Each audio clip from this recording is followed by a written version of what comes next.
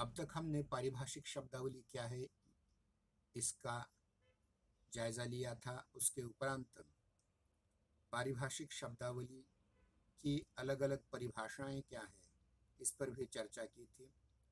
पारिभाषिक शब्दावली का संक्षिप्त इतिहास भी देखने का प्रयास किया था। बहुत सी बातें देखी थी। आज हम अगला भाग आपके सम्मुख प्रस्तुत करेंगे। वह है पारिभाषिक शब्दावली के लक्षण और पारिभाषिक शब्दावली की विशेषताएं।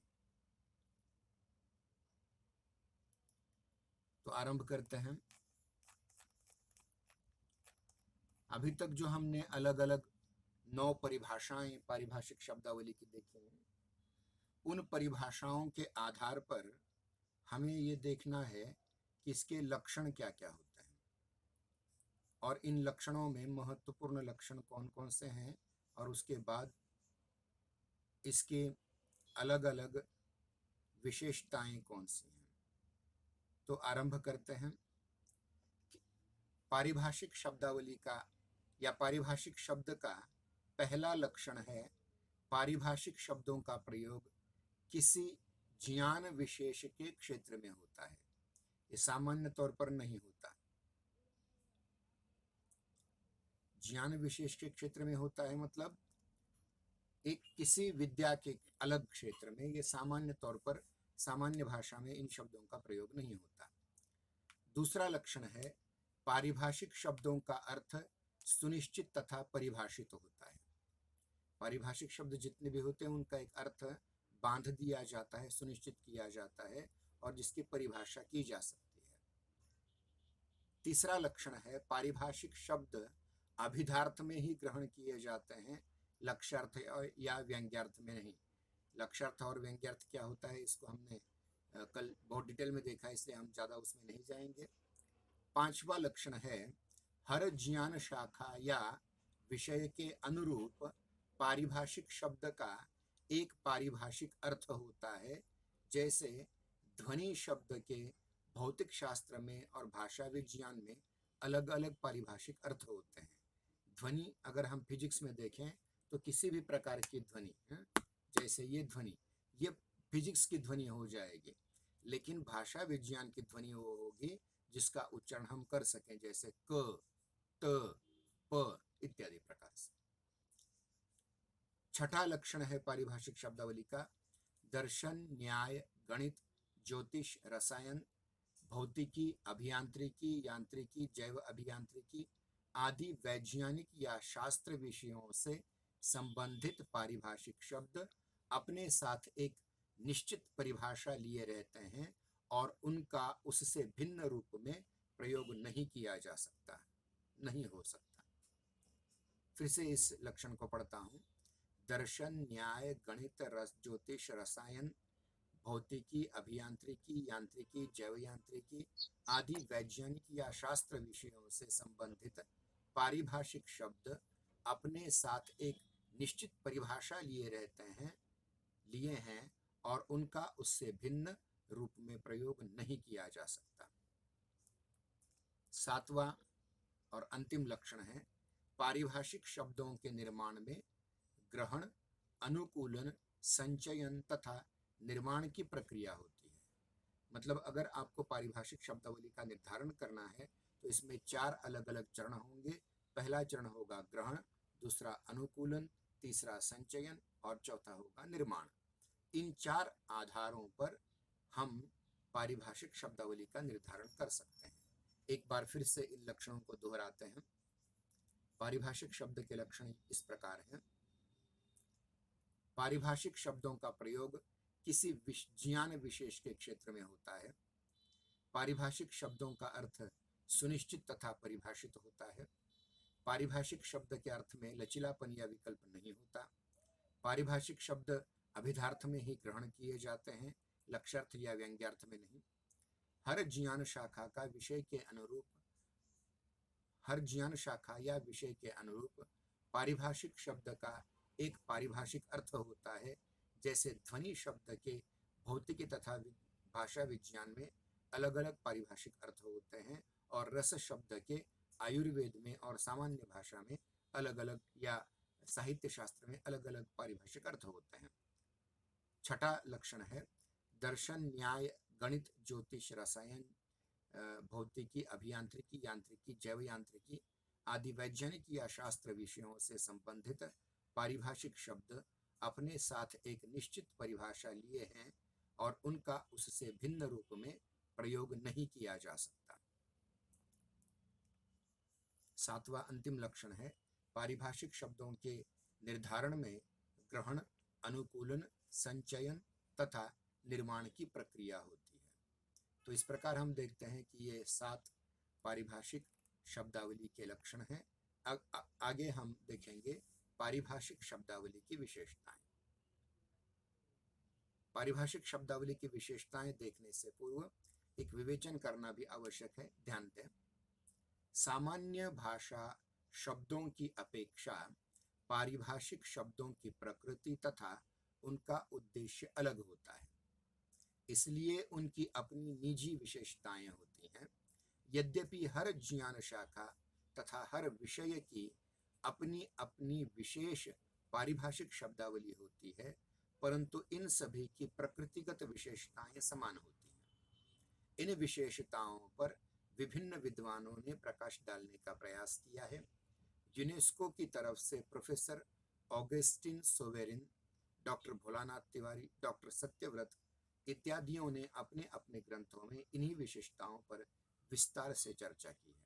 ध्यान दें कि सामान्य शब्द और पारिभाषिक शब्द, इन दोनों में प्रकृति और उनके उद्देश्य का अंतर होता है। मतलब प्रकृति सामान्य भाषा के शब्दों की और पारिभाषिक शब्दों की प्रकृति अलग अलग होती है, उनके उद्देश्य अलग अलग होते हैं। इसलिए पारिभाषिक शब्दावली की अपनी विशेषताएं होती हैं, निजी विशेषताएं होती हैं।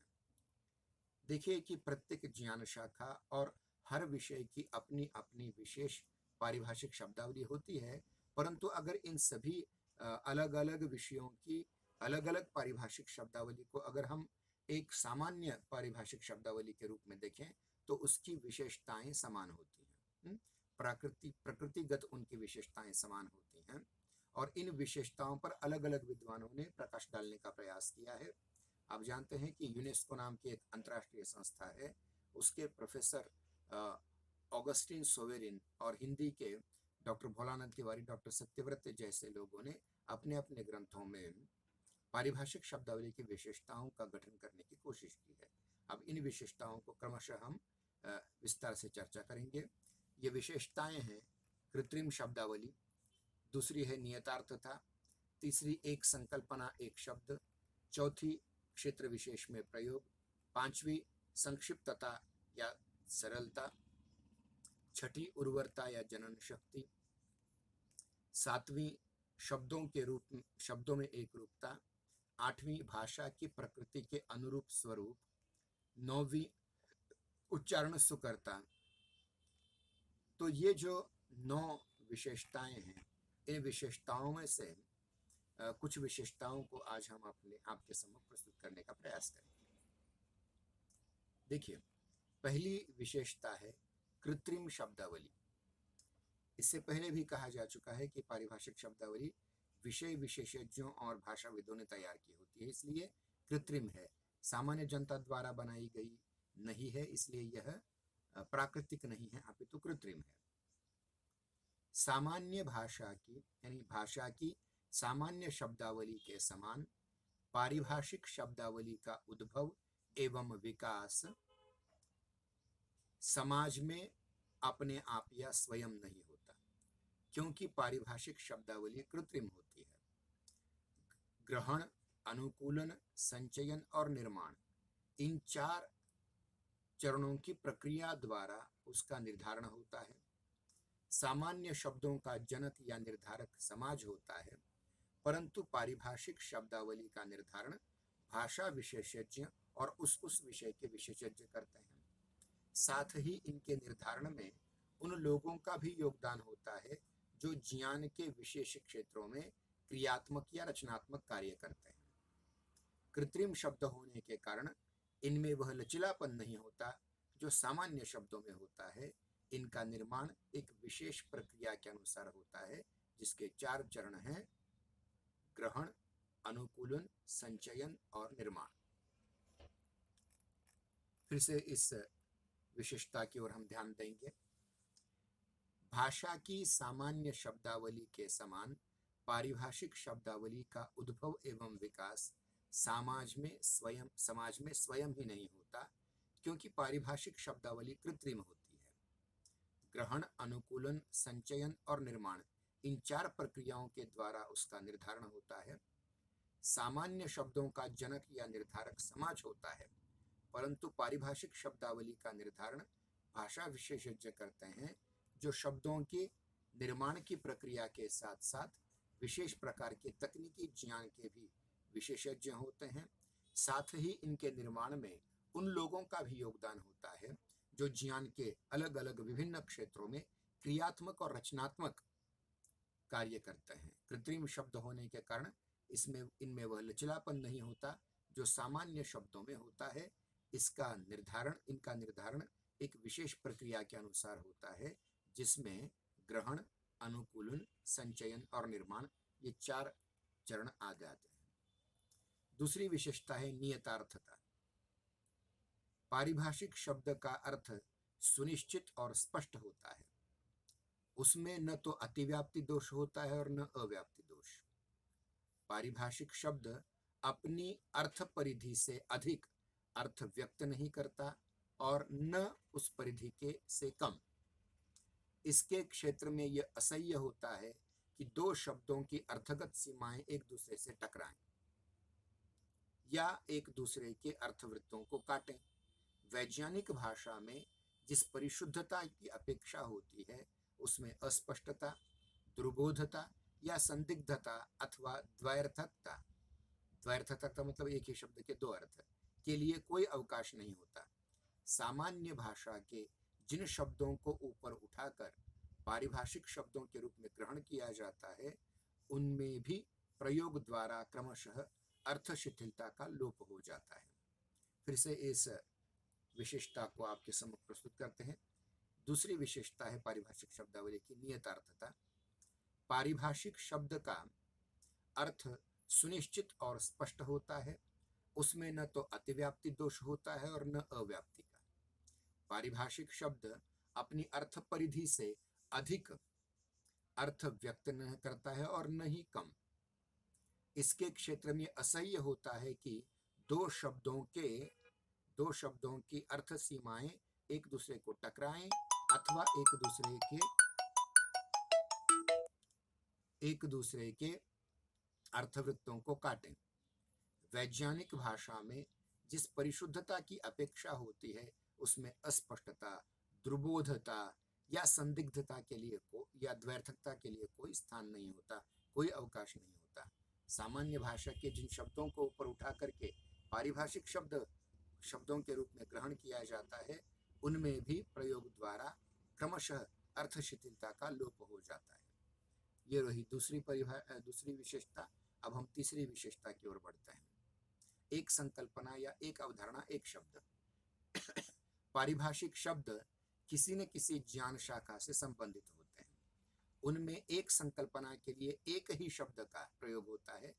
जिस तरह पारिभाषिक शब्द को एक निश्चित और नियत अर्थ होता है, उसी प्रकार एक संकल्पना के लिए मतलब एक अर्थ के लिए एक शब्द भी सुनिश्चित होता है। एक विशिष्ट अर्थ, संज्ञा, संकल्पना या अवधारणा के लिए एक से अधिक शब्द नहीं होते। उदाहरण के रूप में भाषा विज्ञान में भाषा, उपभाषा, विभाषा, बोली, उपबोली, वाक, वाग, वाच, वाणी आदि अलग अलग विशिष्ट संकल्पनाओं के लिए प्रयुक्त किए जाते हैं, जिनका सामान्य रूप में एक ही भाषा के बोली के अर्थ में लिया जाता है, लेकिन ये सारे शब्द हैं, ये अलग अलग अर्थों में अभिव्यक्त होते हैं। फिर से पढ़ते हैं। तीसरी विशेषता है पारिभाषिक शब्दावली की, वह है एक संकल्पना एक शब्द। एक संकल्पना एक शब्द। पारिभाषिक शब्द किसी न किसी ज्ञान शाखा से संबंधित होते हैं। उनमें की एक संकल्पना के लिए एक ही शब्द का प्रयोग होता है। जिस तरह पारिभाषिक शब्द को एक निश्चित और नियत अर्थ होता है, उसी तरह एक संकल्पना, एक अवधारणा के लिए भी एक निश्चित शब्द होता है। एक विशिष्ट अर्थ, संज्ञा, संकल्पना या अवधारणा के लिए एक से अधिक शब्द नहीं होते। उदाहरण के रूप में भाषा विज्ञान में भाषा, उपभाषा, विभाषा, बोली, उपबोली, वाच, वाक, वाणी आदि शब्द विशिष्ट और अलग अलग संकल्पना के लिए प्रयुक्त किए जाते हैं, जिनका सामान्य रूप में एक ही अर्थ में प्रयोग होता है। अब चलते हैं पारिभाषिक शब्दावली की चौथी विशेषता की ओर। पारिभाषिक शब्दावली की चौथी विशेषता है विशेष क्षेत्र में प्रयोग। पारिभाषिक शब्दों का प्रयोग विशेष क्षेत्र में होता है। दैनिक व्यवहार में इनका प्रयोग नहीं होता, अपितु विशिष्ट शास्त्र, विज्ञान तथा व्यवसाय में ही होता है। विभिन्न शास्त्र विज्ञान की शास्त्रीय या विचार के यह साधक होते हैं, इसलिए हर ज्ञान शाखा की अपनी अपनी पारिभाषिक शब्दावली होती है। अनुमानतः आधुनिक ज्ञान प्रायः 600 विद्या शाखाओं में विभक्त है। इन विद्या शाखाओं में प्रयुक्त शब्दों की संख्या 20 लाख मानी जाती है। इन ज्ञान शाखाओं की परिधि दिन प्रतिदिन बढ़ती जा रही है, मतलब और 20 लाख से भी ज्यादा शब्द हमें चाहिए। इसके साथ ही पारिभाषिक शब्दावली की परिधि भी बढ़ती जा रही है। फिर से इस विशेषता को हम सामने रखते हैं आपके। विशेष क्षेत्र में प्रयोग चौथी विशेषता है पारिभाषिक शब्दावली की। पारिभाषिक शब्दों का प्रयोग विशेष क्षेत्र में होता है। दैनिक व्यवहार में इनका प्रयोग नहीं होता, अपितु विशिष्ट शास्त्र, विज्ञान तथा व्यवसाय में ही होता है। विभिन्न शास्त्र विज्ञान की शास्त्रीय या विचार के यह साधक होते हैं, इसलिए हर ज्ञान शाखा की अपनी पारिभाषिक शब्दावली होती है।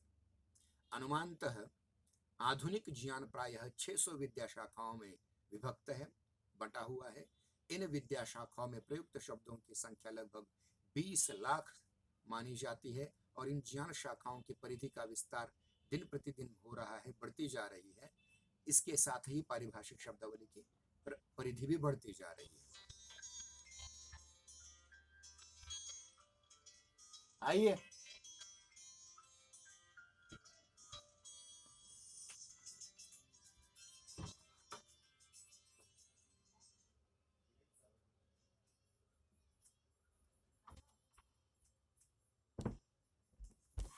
हाँ, बीच में एक फोन का व्यवधान आया था। तो देखिए कि पांचवी विशेषता है पारिभाषिक शब्दावली की संक्षिप्तता एवं सरलता।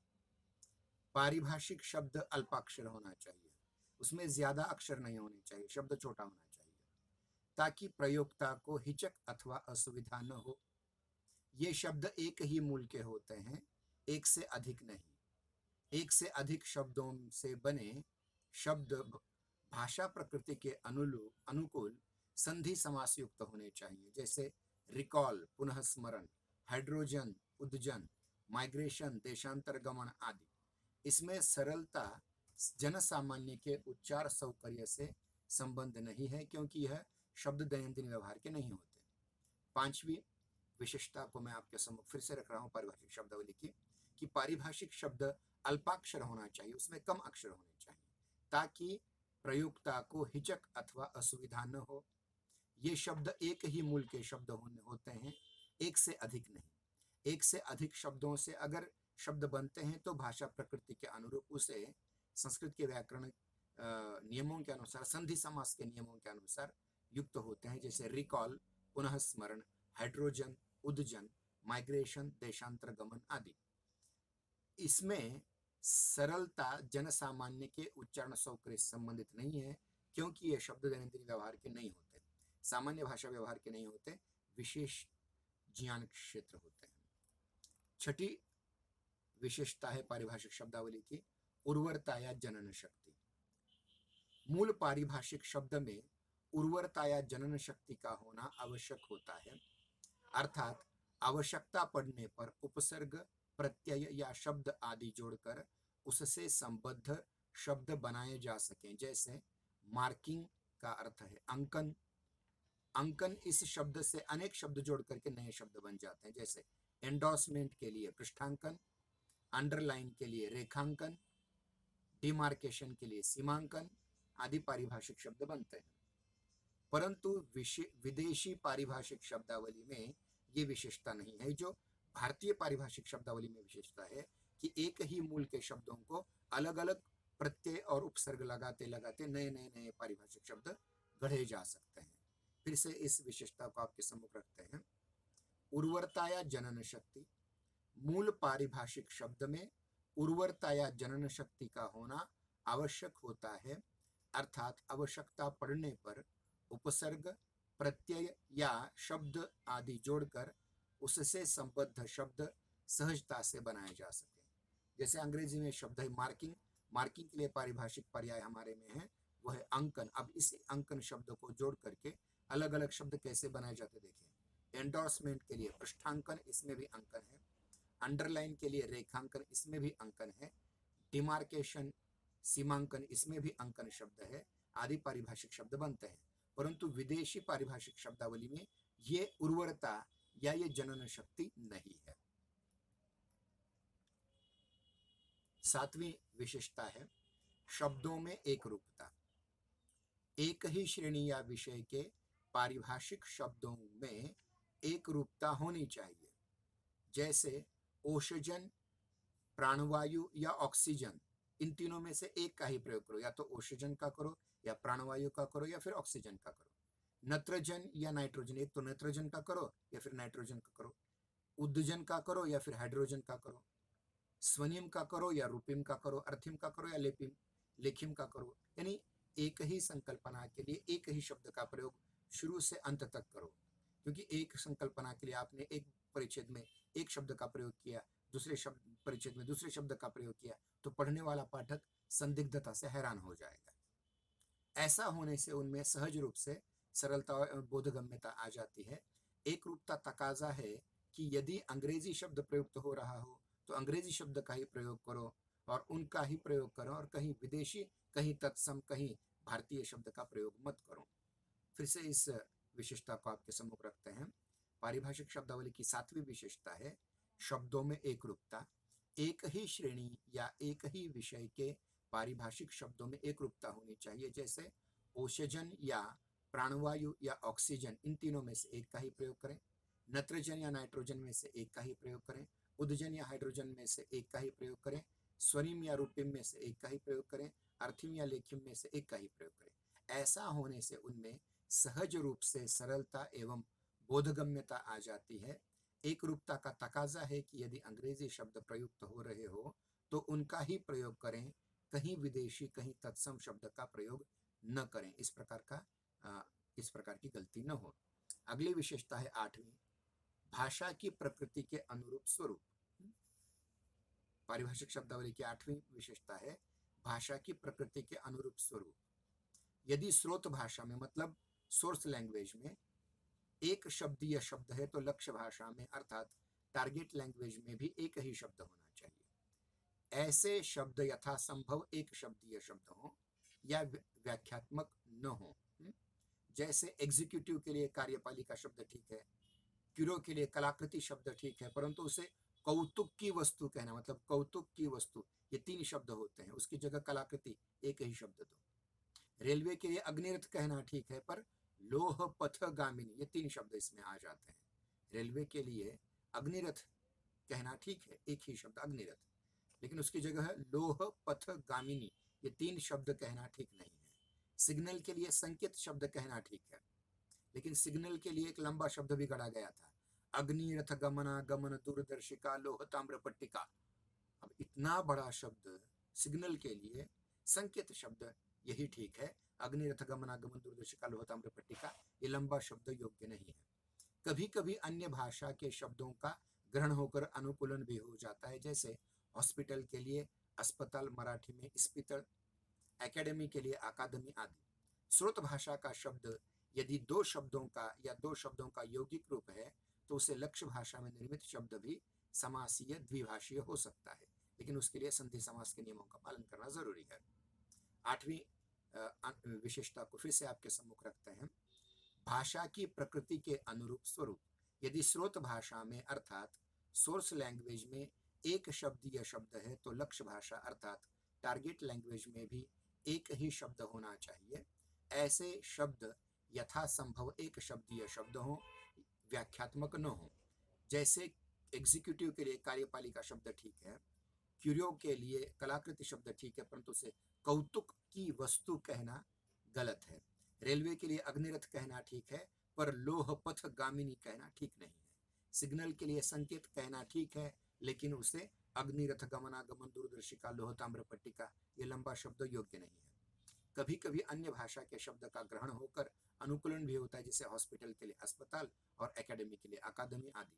स्रोत भाषा का शब्द यदि दो शब्दों का है तो यौगिक रूप है, तो लक्ष्य भाषा में भी निर्मित शब्द भी सामासिक द्विशब्द यही हो सकता है। अब देखिए 9वीं विशेषता है पारिभाषिक शब्दावली की, उच्चारण सुकरता। कोई भी एक शब्दीय पारिभाषिक शब्द 4 से ज्यादा अक्षरों का नहीं होना चाहिए, जैसे उपहार, परिवार, प्रतिहार आदि, मतलब 4 अक्षर। ज्यादा से ज्यादा एक शब्द में 4 अक्षर हो, द्विशब्दीय न हो तो इसका उच्चारण सुखपूर्वक हो सकता है, मतलब उच्चारण करने में वो लंबा न हो, इसलिए 4 अक्षरों का ही शब्द होना चाहिए। 9वीं विशेषता मैं फिर से प्रस्तुत करता हूँ, उच्चारण सुकरता। कोई भी एक शब्दीय पारिभाषिक शब्द 4 से ज्यादा अक्षरों का नहीं होना चाहिए, जैसे उपहार, परिवार, प्रतिहार आदि। इनका उच्चारण सुखपूर्वक होना चाहिए। तो ये रहे 9 विशेषताएं। इनके अलावा भी कुछ और हैं। हम आज देर से ज्वाइन हुए, इसलिए 2 मिनट और ज्यादा हम लेंगे। देखिए, पारिभाषिक शब्दावली की जो 9 विशेषताएं हमने देखी, इनके अलावा कुछ छोटी छोटी और भी विशेषताएं इसमें होती हैं। 10वीं जैसे असमान संकल्पनाओं के लिए मिलते जुलते शब्द न हो, मतलब अलग अलग संकल्पना है उसके लिए समान दिखने वाले शब्द न हो। फिर से कहता हूं, असमान संकल्पनाओं के लिए मिलते जुलते शब्द न हो। 11वीं विशेषता है संकल्पना एवं वस्तु के लिए स्वतंत्र शब्द हो। क्या है? संकल्पना और वस्तु के लिए अलग शब्द हो, जैसे ताप यह संकल्पना है और उसका मापन करने वाली तापमापी अलग संकल्पना है, that is temperature and thermometer, ताप एवं तापमापी। 12वीं विशेषता है हर शब्द एक दूसरे से इतना अलग हो कि पढ़ने में अन्य का भ्रम न हो, मतलब 2 शब्द अलग अलग होने चाहिए। एक ही शब्द जैसा दूसरा शब्द नजर आया तो उससे अर्थ में संदिग्धता निर्माण हो जाती है, भ्रम निर्माण हो जाता है, इसलिए हर एक शब्द दूसरे शब्द से इतना अलग हो कि उसके पढ़ने में भ्रम न हो। और अंतिम विशेषता आपके सम्मुख रखते हैं, अगर कोई शब्द एक से ज्यादा भाषाओं में पारिभाषिक रूप से प्रयुक्त हो रहा है, मतलब मराठी में भी वही शब्द प्रयुक्त हो रहा है, हिंदी में भी वही हो रहा है, गुजराती में भी वही हो रहा है, बंगाली में वही हो रहा है, कन्नड़ में वही हो रहा है, तो उसका उच्चारण एवं अर्थ की दृष्टि से सभी भाषाओं के लिए स्पष्ट होना चाहिए, मतलब उसका उच्चारण और अर्थ सभी भाषाओं में समान रूप से ही प्रयुक्त होने वाला है।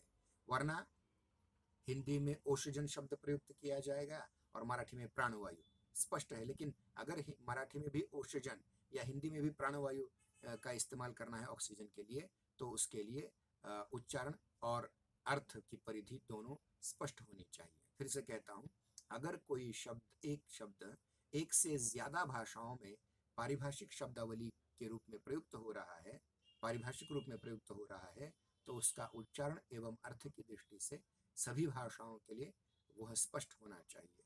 तो ये रहा, आज हमने संक्षेप में अगर कहें तो पारिभाषिक शब्दावली के लक्षण और पारिभाषिक शब्दावली की विशेषताएं आपके सम्मुख प्रस्तुत की हैं। अगले सोमवार फिर से हम मिलते हैं, या कल फिर से आपको मिलने का प्रयास करते हैं।